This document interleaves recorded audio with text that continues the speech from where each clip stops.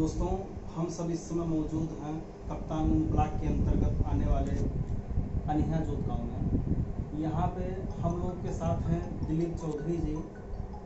आप ग्रामीण क्षेत्र से निकल कर जो है फिल्म इंडस्ट्री में सबसे उभरता हुआ चेहरा है। आज मार्तन प्रभात न्यूज़ टीम के साथ आपने अपना समय दिया है। आइए हम लोग दिलीप चौधरी जी से जानते हैं कि सीमित संसाधन में आपके पास ना कोई बैकअप था, आप कैसे जो है फिल्म इंडस्ट्री में यहाँ तक पहुँचे हैं। सर्वप्रथम मैं आप लोगों का धन्यवाद कहूँगा जो आप लोगों ने मुझे इतना समय दिया, इतना सम्मान दिया।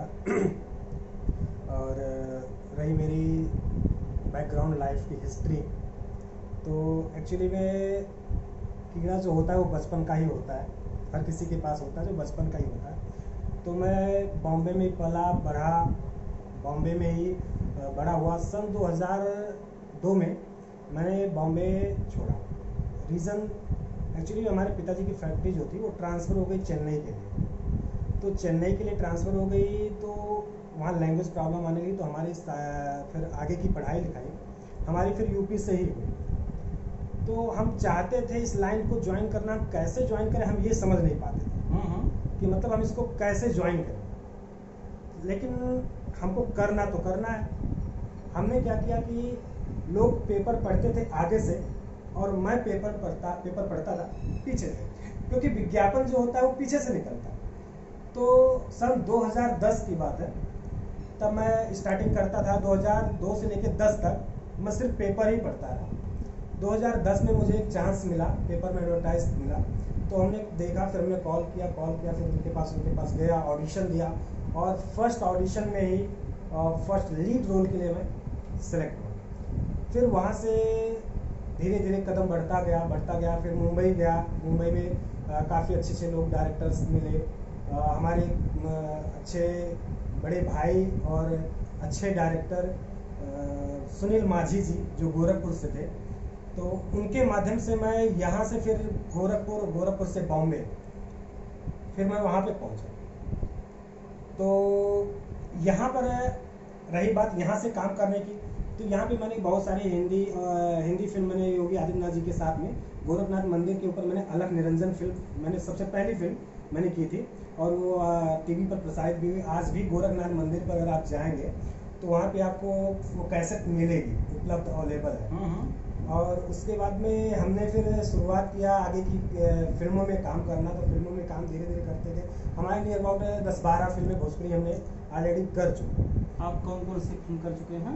हमने सर्वप्रथम स्टार्टिंग हमने जो किया था हमारा अंगना, आपन खून, सैया बेसिया, जो कि अभी जस्ट अभी रिलीज हुई है, छलिया, जिसमें कल्लू जी के द्वारा, कल्लू जी अभिनेता हैं और क्या नाम है, जो देव सिंह पुलिस इंस्पेक्टर के रोल में और मैं उसमें वकील के रोल में। और आज सौभाग्य से आज वो फिल्म हमारी टीवी पर वी फॉर यू उस पर आ रही है, प्रसारित हो रही है। और उसके बाद में फिर हमने धीरे धीरे कदम आगे बढ़ाया। फिर हमने अचानक बॉम्बे से टर्म्स था और कुछ लोगों से टर्म्स था, तो हमारे मित्र सपाटी बस्ती के भी हमारे कुछ काफ़ी लोग हैं हमारे साथ।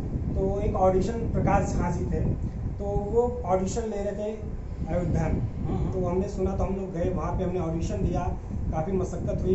तो ऑडिशन दिया तो ईश्वर की कृपा से जो था, आप लोग के आशीर्वाद से, माता पिता की कृपा से ऑडिशन दिया, ऑडिशन में सफलता मिली।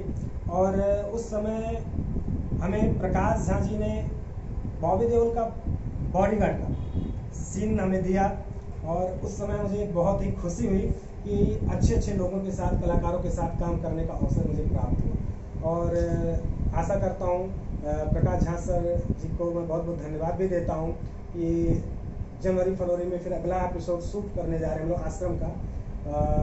इससे बेहतर और कुछ काम किया जाए।